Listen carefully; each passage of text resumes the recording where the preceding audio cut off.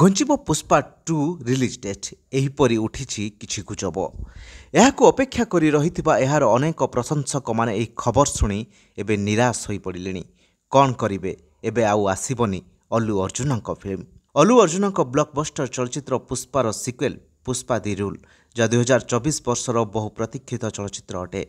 कहबाकू गले जे पुष्पा दि rule August 15 रे release हेबार थिला, किंतु एबे गुजब हेउछि जे फिल्मर रिलीज तारीख घुंची जाइछि। एही चलचित्र निर्धारित रिलीज तारीख दिन प्रेक्षालय को आउ आसिब नाही। जदिओ फिल्मर रिलीज तारीख स्थगित रखिबा संपर्क में फिल्मर निर्माता कौनसी विधिवत घोषणा करिनाहांती। वर्तमान निर्माता माने परिस्थितिर आकलन करुछंती एवं आगामी दिन में यह निष्पत्ति नियाजिबो। तेबे एही खबर पर प्रशंसक को आघात लागिछि। केबे एही फिल्म परदा को आसिबो ताहाकू एबे दर्शक अपेक्षा करि बसिछंती। Bureau report, Odia live.